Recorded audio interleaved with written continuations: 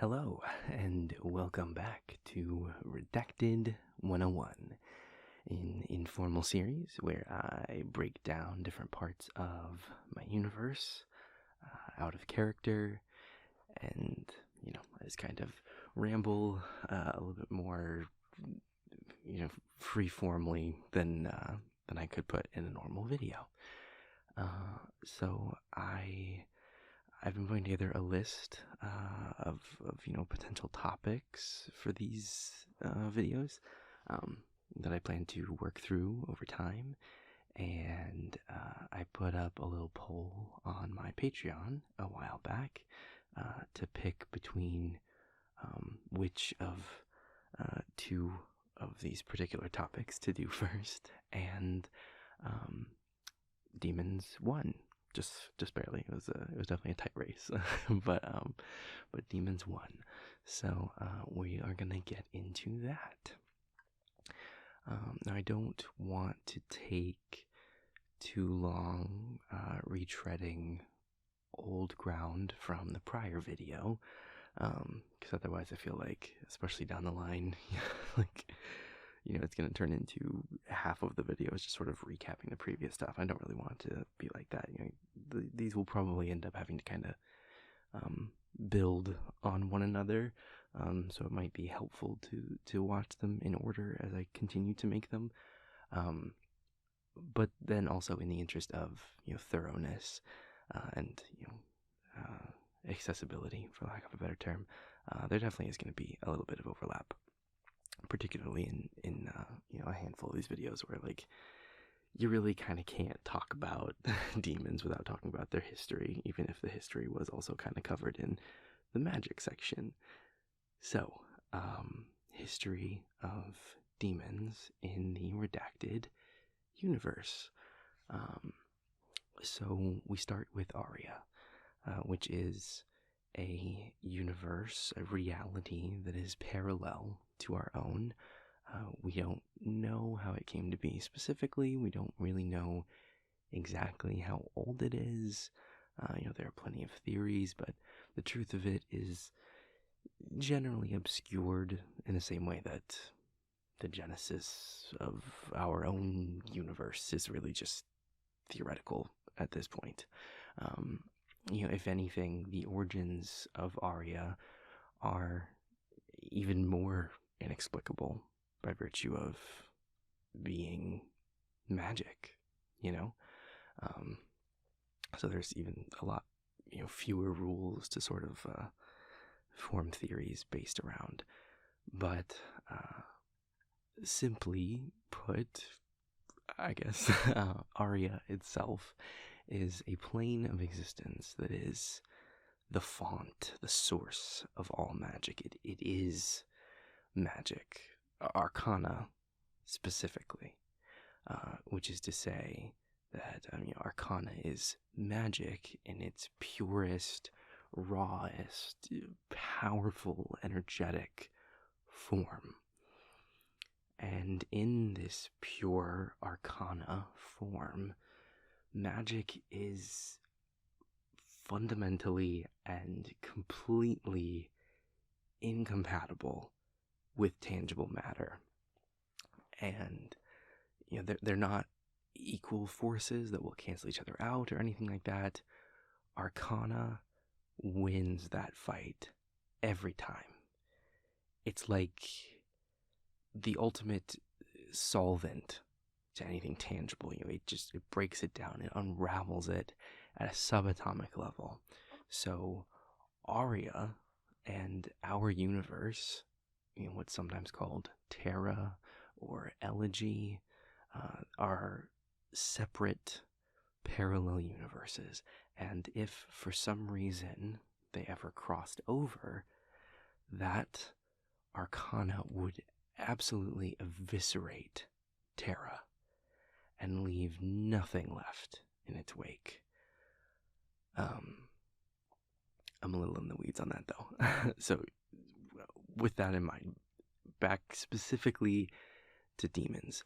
So as far as demons know, there was a race of incredibly powerful beings that have seemingly originated in Aria, and they refer to themselves as the Sovereigns. The Sovereigns also seem to be made up of arcana, and they each embody a part of the spectrum of magical branches or abilities. I mean, there's the gravitic sovereign, the Daerodon. There's a sovereign of air, Sethenin. There's a sovereign of illusion, Fel Eus, and so on and so forth. Time passes, and the sovereigns decide that they want to create life in the way that they know how.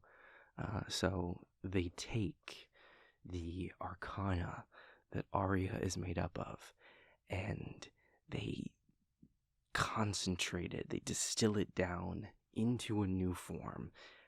They take the arcana and they make it into something that is still magic, floating in the magic, but is now different, is now singular, is now conscious.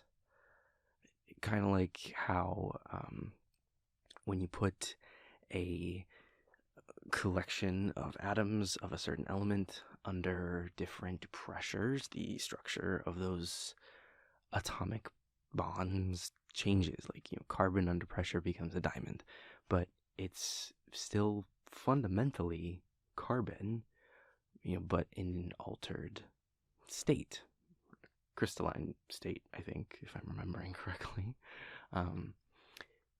So demons are arcana put into a different meta-structural state, which I think is a made-up term, but I'm trying to describe something inherently non-physical with completely physical comparative language, so sorry. For another example, if arcana is water, if all of Aria were a giant ocean, demons are now ice cubes floating in the water.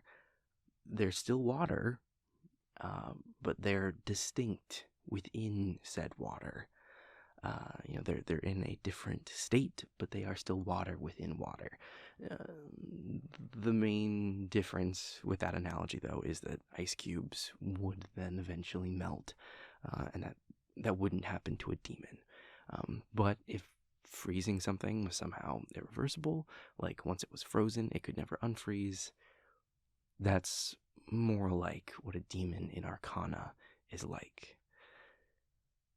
Anyway, so the process of creating demons from Arcana was discovered and perfected and put to scale, in a manner of speaking. But there still weren't that many demons, all things considered. Every sovereign that chose to make demons imbued them with certain unifying traits. Often ones that were reflective of that sovereign's personality or complementary to it. Depending on what kind of beings they wanted in their madrigal.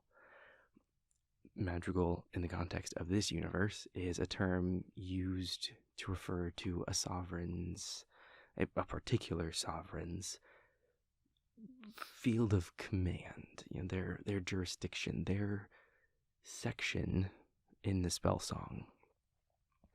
You could more charitably, but less accurately, call it their family, for lack of a better term.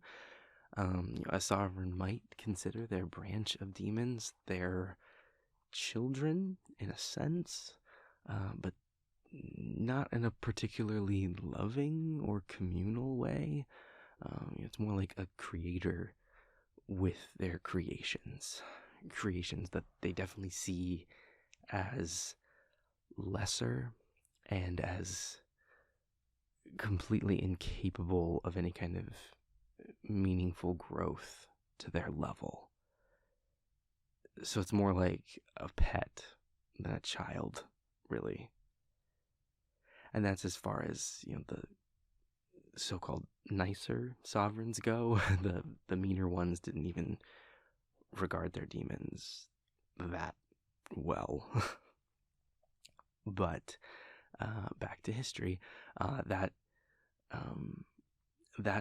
imbalanced, often cruel relationship between each of the sovereigns and their demons, actually became the turning point in demons' history, because demons started to push back on being treated like a lesser, servile race, and the sovereigns, pissed off at that, decided to punish those demons by abandoning them and starting over somewhere else. Somewhere else, in this case, meaning our universe, Terra. And that was a very bad thing for those demons, because up until then, their only form of sustenance, the only source of energy that kept them alive, was coming directly from the sovereigns themselves. It was being provided to them specifically by the sovereigns. And with the sovereigns gone, they were now going to starve to death, basically.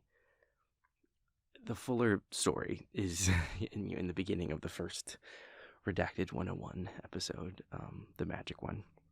But the Reader's Digest form is that the sovereigns came to Terra and started experimenting on humanity as a replacement for demonkind, which gave humans powers, but came at a terrible cost.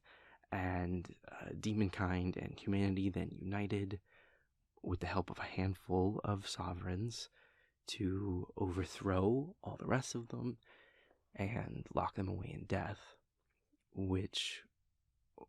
all of which was made possible by the discovery that demons could feed on human emotion as an alternate energy source. So they no longer needed the sovereigns to survive, and that sort of gave them the confidence, or just the knowledge that they could at least try to, overthrow the sovereigns. Like I said, more detail in the previous video.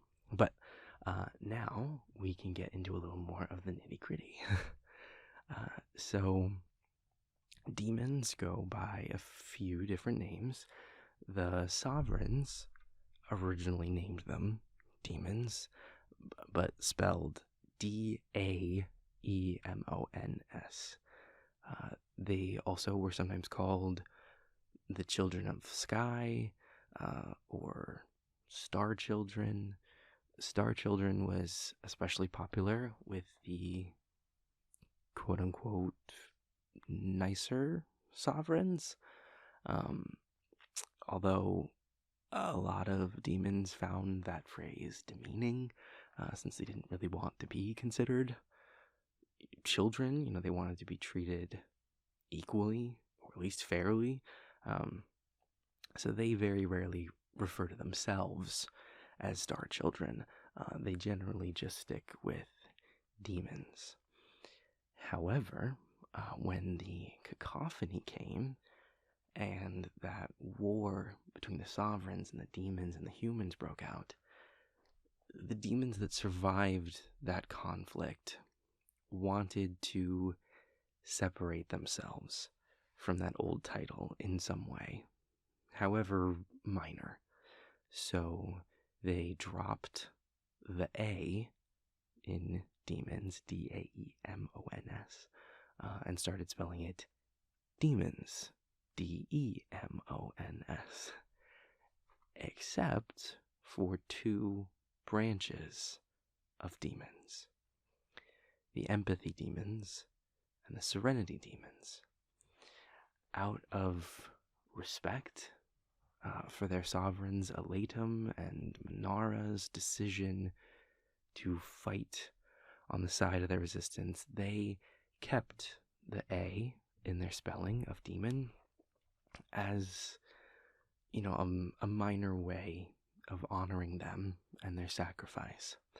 So that's why only those two very specific branches of demons spell it differently. In the content that I made so far, although demons are talked about fairly often, there's only been a handful of demon characters that are generally focused on. So in the content itself, we've only actually seen examples of 5 types of demons so far. Sadism demons like Vega, inchoate demons like Avier and the Warden Listener character, desire demons like Gavin or Scorpius, empathy demons like Calum or Regulus, and serenity demons like Camelopardalis or Crux. But there are other kinds of demons. There are 5 other kinds of demons, in fact, namely strife demons, misery demons, fear demons, shock demons, and elation demons. And there's definitely some gray area across those different branches in terms of what they can feed on. There's some crossover, and some of those types are much more common than others. Some of them are rarer, but each branch of demon is so named because they've discovered that they can only feed on a particular spectrum of human emotion. Only a particular range of human emotions can sustain each of them. So, sadism demons feed on things like hatred and malice. Sadism, strife demons feed on frustration and anger, disquiet, disgust. Misery demons feed on grief, hopelessness, guilt, shame. Fear demons feed on fear, panic, nervousness, embarrassment. Inchoate demons can feed on any emotion equally well. Desire demons, or incubi, succubi, concubi, they feed on lust, passion, desire. Shock demons feed on surprise, confusion, amazement, wonder. Elation demons feed on excitement, adrenaline, delight, happiness. Empathy demons feed on feelings of caring and love and compassion. And serenity demons feed on feelings of contentment and peace and relaxation, and ease. And it's important to clarify that while particular kinds of demons will often share similar personality traits, those aren't uniform. And a demon that feeds on a particular kind of emotion doesn't have to be representative of it. Sadism demons don't have to be cruel. Vega often is, but they don't have to be. They don't have to amplify their particular food source of emotion in a person. They can actually absorb that emotion from them instead and help relieve a person of it if they want. A misery demon doesn't necessarily like to make people sad, for example, and instead, they might feed on that emotion in a way that relieves those feelings of hopelessness or sadness if they wanted to. The first demon ever created was an empathy demon named Polaris. Elian, the sovereign of empathy, was the one to create her. And since this was a new endeavor, an experiment, he feared making a creation with too much agency or sense of self or willfulness. So he deliberately created her with very childlike innocence and childlike limitations. Elian was definitely more in the camp of sovereigns that did see these new creations as their children in a way, as a creation that was going to need guidance and to be tended to. You could say that it was in his nature to make something that needed to be cared for and supported, even shielded from the harsher realities.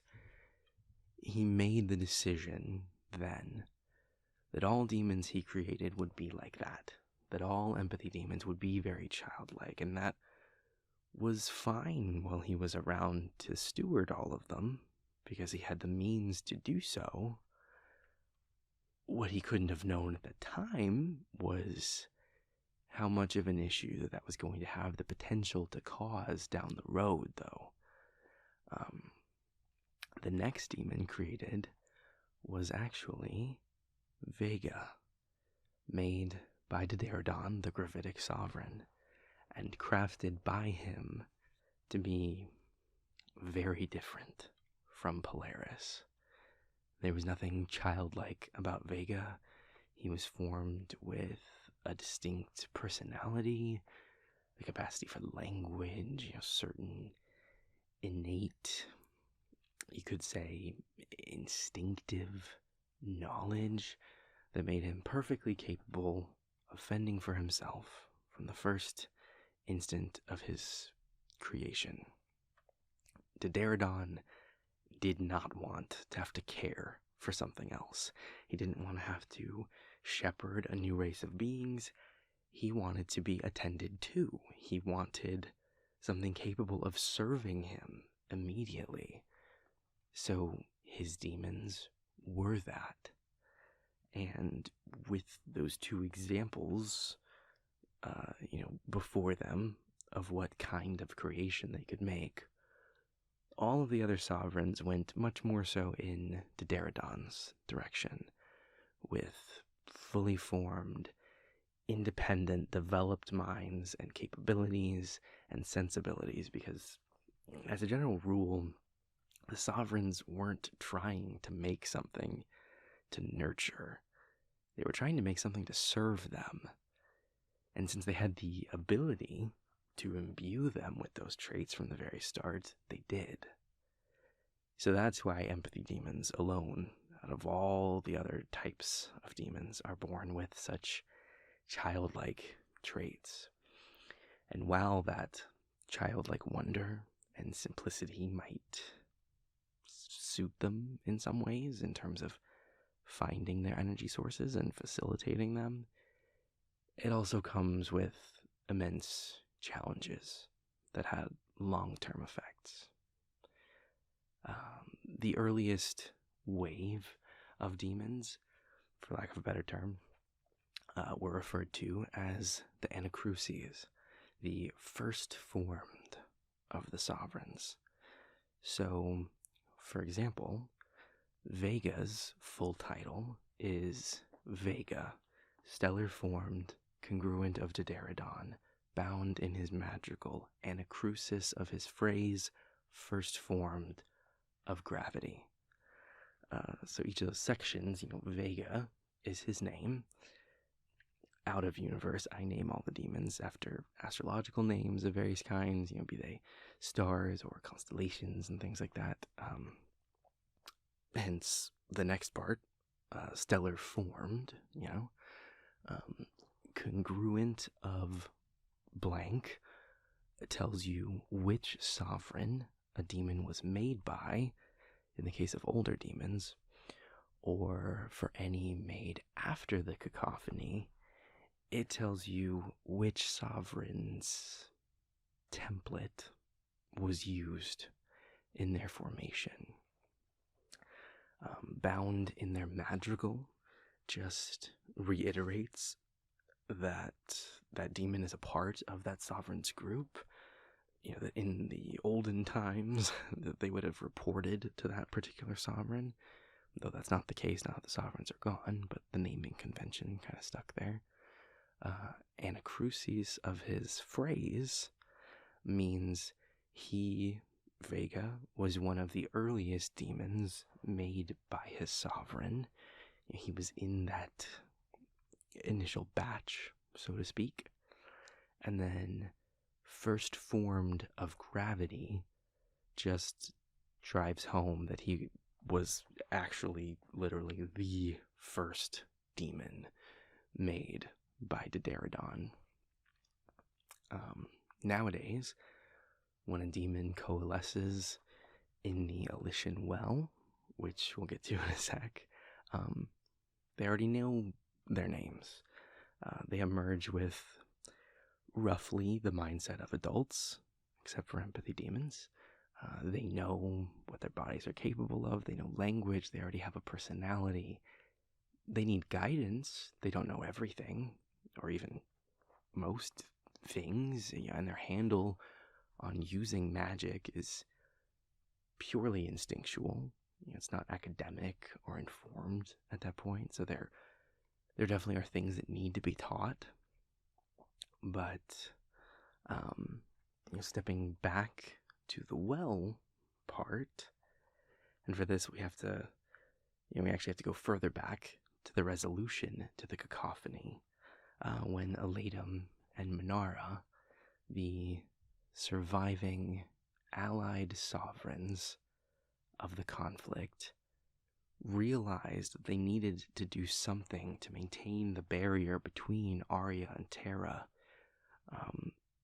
They figured out fairly quickly that they would need to sacrifice themselves to do that, which, like I said, is kind of touched on in the other video. But having gone to all this effort to ensure a future for demonkind and humanity, they knew they couldn't just abandon them to that without tying up a few loose ends first. So, one of the things that was hugely influential to demonkind about finding humanity was that humans are mortal. We die. Before that, demons had no concept of death. No demon had ever died. In Arya, they were facing the prospect of starvation when the sovereigns got fed up and left, but demons didn't really have any frame of reference to even understand what that was. They didn't know what was going to happen at the time. They just knew that they were getting weaker and that it was uncomfortable and felt wrong. When they met humanity and saw what mortality was, they learned that they weren't perfectly immortal, that they were actually dying in that moment of starvation. Like I said, they were incapable of dying of old age, but they weren't infallible, and they realized that in that moment. Countless demons lost their lives in the conflict with the sovereigns. They were destroyed in combat. Some who didn't end up seeking sustenance from humanity did end up starving. Others expended all their magic during fights without knowing what might happen and died that way. They were very suddenly made aware of the fact that death was a thing and that they were susceptible to it, especially without any sovereigns to watch over them. And Elatum and Minara didn't want demonkind to go extinct. And on some level, they also feared that humanity, now gifted with magical powers, might expand out of control. Because humans were very capable of growing their population, and so the amount of human magic users was presumably going to be growing forever. And demons, meanwhile, couldn't reproduce in any way, by design, and now were in conditions that could lead to their death. So their population would forever be in a state of slow numbers decline, if nothing was changed. So the sovereigns came up with a solution to that. Specifically, Minara did. Elatum was trying to use his powers to fix the mess that Azeron had created by making vampires. Vampires in those days were exceedingly strong and dangerous and mostly feral, and they were seemingly capable of increasing their numbers, turning people into vampires without any limitation. And with humanity so decimated by the cacophony, they represented a very real threat at the time. So Elatum got to work on making sure humanity had a future by fixing that, while Minara worked on making sure demonkind had a future by figuring out how to keep their population growing even after the sovereigns were gone, because she knew that soon she and Elatum would be gone.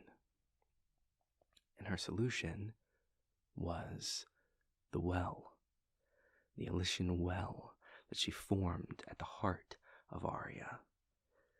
The well is a place in Aria where new demons coalesce from the raw arcana. To modern demons, the precipitating events that lead to the formation of a new demon are not understood, and there doesn't seem to be a set time interval for it, although it does happen fairly regularly.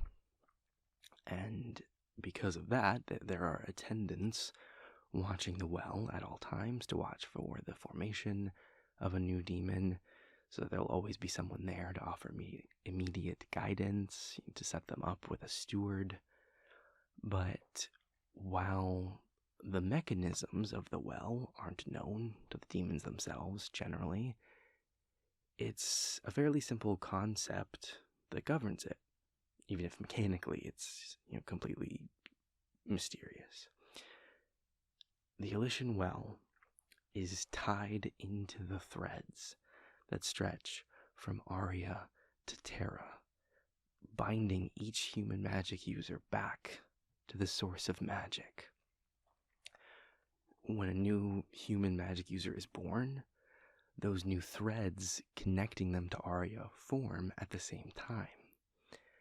The well is designed to act in accordance with the formation of new threads and to coalesce new demons in some ratio relative to the number of human magic users in existence to provide a kind of balance. So, in theory, as the human population grows, specifically the human magic user population grows, the demon population grows with it, kind of a checks and balances. The new demons formed follow the same basic templates that each of the sovereigns used to make their particular branch of demons, so that way there's still variety. We still get new sadism demons and empathy demons and strife demons, and there is some measure of correlation between the types of magic users being born into the human world and the corresponding type of demon to the original sovereign of that branch of magic being created. So, for example, freelancers are by far the most common type of human magic user, and inchoate demons are by far the most common type of demon. Graviton energetics are very rare, and so are sadism demons. It's not a perfect one-to-one, because there are more branches of magic, and so there were more distinct sovereigns than there are types of demons, because there's a lot of overlap for some of them. But there is definitely a distinct correlation there. The Elian well carries a small portion of Minara's consciousness, for lack of a better term, to make the management of that possible. Not unlike how seers inadvertently carry a little piece of Elian's magic within them from his solution to the vampire problem. And with those impending threats to the futures of demonkind and humanity, respectively, resolved, Minara and Elian then proceeded to sacrifice themselves to form the meridian that keeps the two realms separate. Which, again, there's some more details on in the prior Redacted 101 video. So, that is how we got the demons that we know, and how we continue to get new ones. So, now to get into some more of the specifics of the demons and what they're like. It's important to remember off the bat that while demons are people, they're not human. Their morality and their sensibilities sometimes align well with ours, especially, from lifetimes now of needing to be pretty intimately connected to humanity, but they still are a distinct group of people with their own culture and practices and beliefs. And that can be part of what puts them at odds with humanity, especially because they have to maintain that connection in the name of sustenance, despite the differences. Demons are made of arcana, which is incompatible with the human realm of existence, as discussed. So when they're on Terra, they're actually unknowingly doing a very minor form of the conversion ability that the sovereigns use to turn arcana into usable magic, and effectively wrapping themselves in a thin envelope of converted magic so that their arcana isn't in contact with Terra. And that envelope, their corporeal form that they use on Terra, has to actually be actively maintained at all times, and is a very minor drag on their abilities at all times. It's not difficult, and it's done mostly unconsciously, like how, we don't have to think about breathing, but it is an active consideration. Each demon has a default form when they're on Terra, a formation that their corporeal form naturally takes when they leave Aria. They have some measure of control over that appearance. Desire demons in particular are very good at altering their appearance, even in minor ways. But there is an original appearance that they have from the time that they've coalesced. And by default, it's an appearance that is very analogous to humans, with a few differences, namely horns and a tail. That general body structure template that demons abide by, that's sort of instilled within them at the time of their coalescence, that was put in place by Minara as part of the Elian well, in order to make it easier for them to engage with humanity going forward. All of this was in efforts to make their survival a simpler task. And while still maintaining some distinctly different traits that they could show or hide as suited them. The earliest demons didn't have those traits, but when they first reached Terra and tried to strike up the alliance with humanity, they took to taking a roughly human form in order to make themselves less threatening, more approachable, more understandable, and more likely then to be able to strike up the alliance. And since that worked for the most part, Minara then used that as her inspiration to instill it into all demons made after that time, into any demon that was formed in the well. But as a result, what are left of those early days demons don't technically have a default human-esque form besides whichever one they might have picked for themselves. All of that in mind, most demons nowadays, with covert being such a big concern, don't usually show their horns or tail, because if they do, they're probably then going to need to be performing memory modification on any unempowered human who saw them, or shielding it from only the unempowered human's sight, at which point it's easier to just shield it from anyone's sight. Some demons like their horns and tails and show them whenever they can. Some don't and go without them all the time. It's really just a matter of personal preference. Physical matter, as discussed, also can't exist in Aria, so when they're on Terra, any clothing that they're seen wearing is generally actually just part of their magic rather than actual fabric on them. Because if they were to rift back to Aria without taking it off first, it would be destroyed.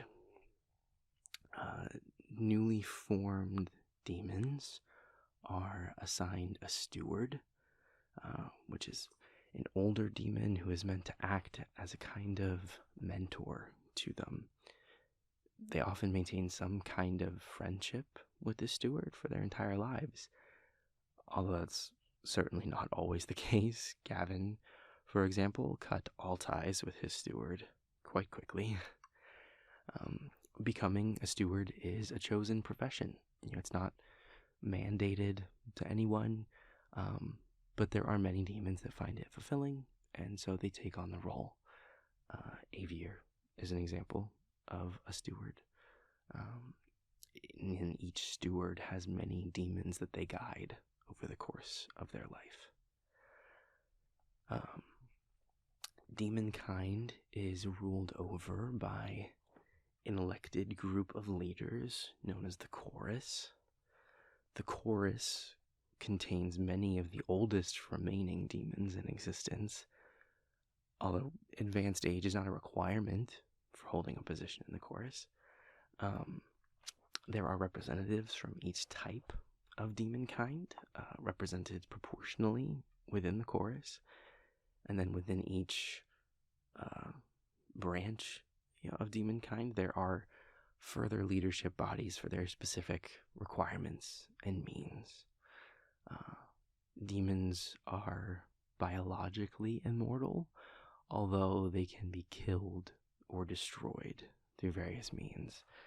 They are far more powerful than human-empowered magic users, since they are themselves magic incarnate, basically. But that said, they are nowhere near as powerful as the sovereigns. Even though a demon's power is fairly, adaptable depending on how much they fed, they're still never going to be able to get anywhere close to a sovereign. Even though they greatly outnumbered the sovereigns, for example, there was no way that they could have won that war against them if they hadn't had Eladam and Minara and Roxit on their side. each of the different kinds of demons are roughly capable of reaching the same heights of power, depending on the amount of emotional energy they consume. Like, a fully fed sadism demon is roughly as powerful as a fully fed desire demon or serenity demon, for example. Some demons are perfectly content with just getting enough energy to be sustained, whereas some consume more in the interest of getting more powerful. That's a matter of personal preference. That said, inchoate demons in particular, while they are helped on one hand by being capable of consuming any kind of emotion equally, they are also hindered by being comparatively very inefficient at converting that emotional energy into sustenance. So they have to feed constantly, whereas other types of demons, while hindered to a specific kind of emotional fuel, can make it harder to find sources of energy, they then have to feed far less often to be sustained. So it's a give and a take. Demons have control over a few kinds of magic that humans can't use for various reasons. Memory modification is one of the most important branches of magic to maintaining covert, but it is very resource intensive and difficult to control, and so can only be done by demons. Similarly, cutting the threads of a magic user takes a level of power that humans just aren't capable of, and it takes a kind of connection to the source of magic that they just can't get. So it's also a demon exclusive power. And lastly, demons can rift, moving almost instantly from any one point on Terra to another.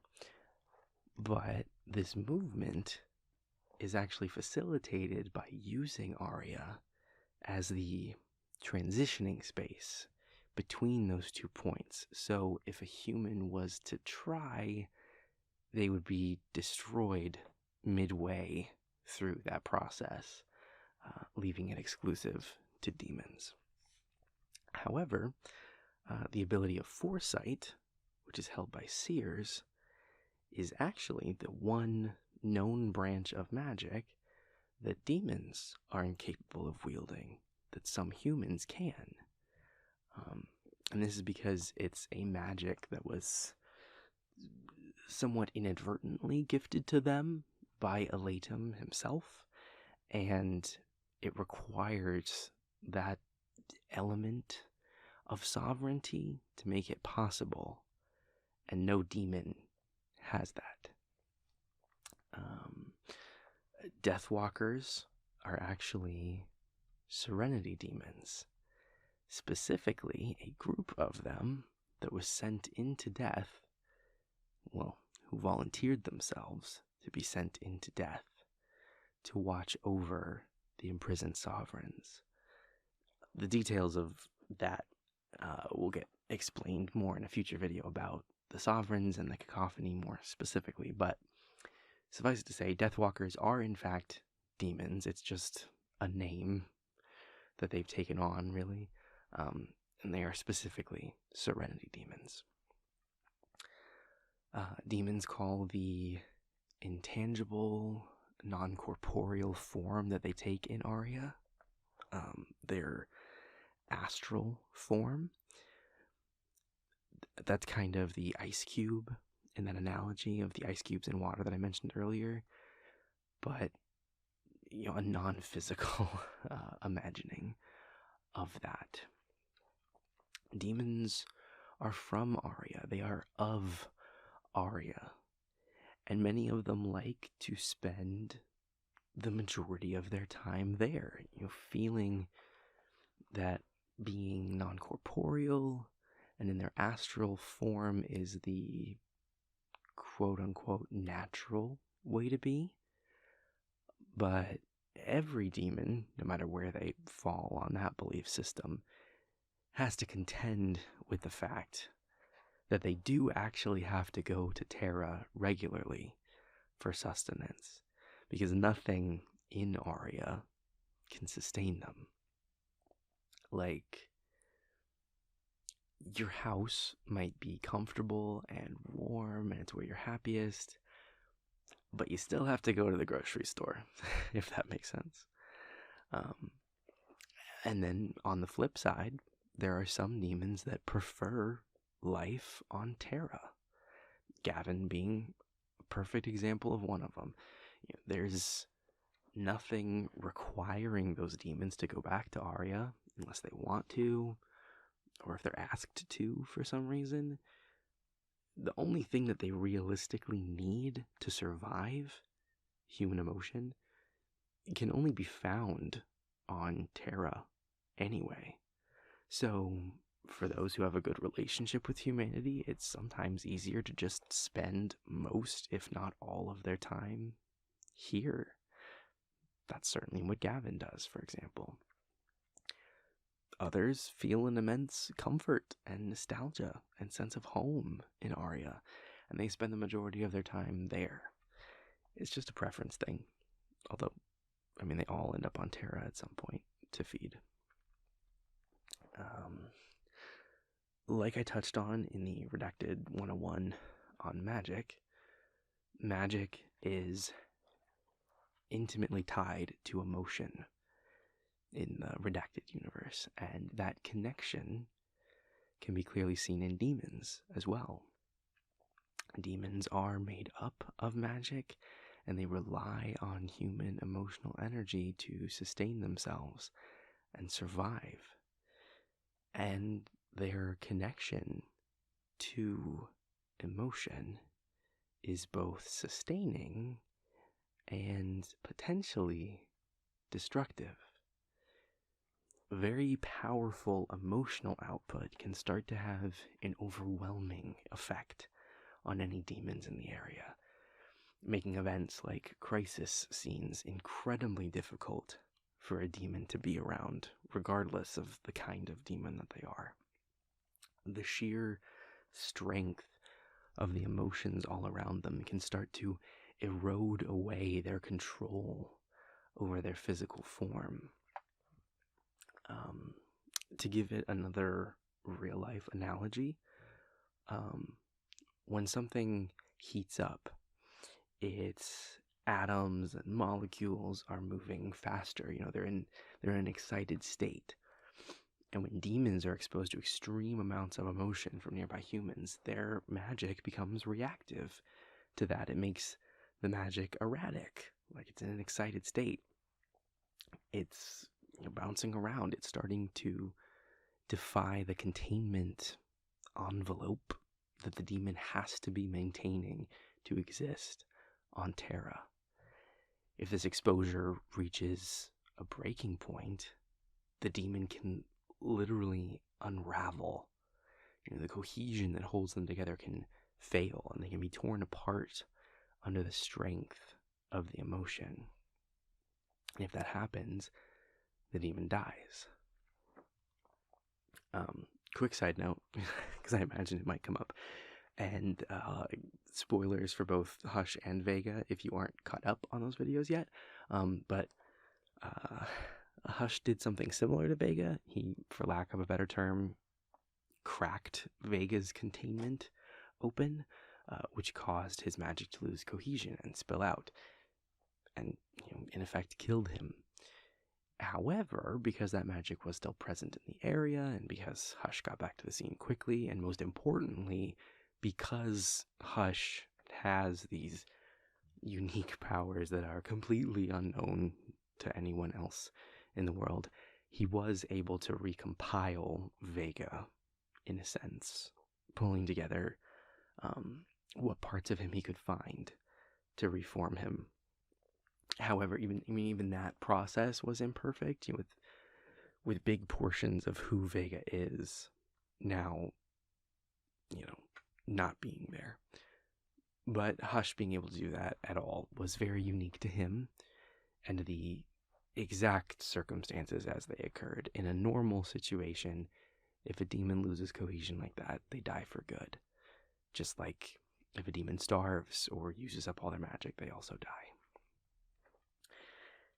And just to kind of round it out, to circle this back to topics discussed in the magic episode, because demons and magic are sort of inextricably linked, and you kind of can't talk about one without talking about the other. Demon kind is the other half of the spell song. They share a link, not just through their need for sustenance from humanity, but from the shared ability to control magic. They are also particularly sensitive to that link, to the song itself, which, as a reminder, is it's not a tangible thing. It's kind of more of a, I use the word extrapolation. It's an ephemeral, unifying bond that every magic user can feel on some level with one another.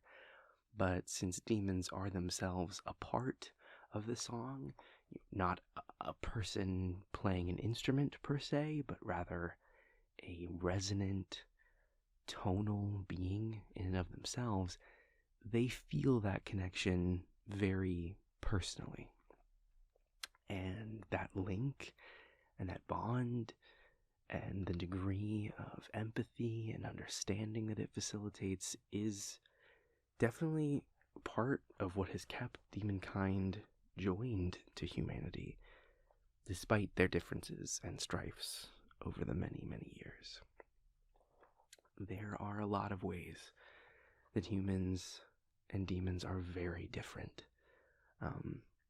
but there also are some powerful ways in which they're similar, and it is a tenuous balance that exists between them in this synergistic relationship.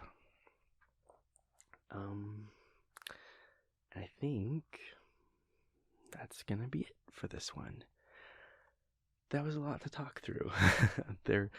I know there was also a lot of new information in there that's kind of been on the back burner for a long time, but that I haven't, really found the place in universe videos to explain. So I hope you enjoyed that. Of course, please let me know topics you want me to touch on in the future. Any clarifications you want. The second choice in that Patreon poll that I mentioned earlier was for a video on the branches of magic. And so that's the next one of these videos I plan to make. I'm really excited for that one. It was neck and neck between the two poll options. But I mean, as I said, I always planned to make both of them. It was just a question of which one you wanted first. So, with this one now done, next up will be branches of magic. The elementals, the energetics, the seers, the shifters, the illusories, all of that. So, I will see you then.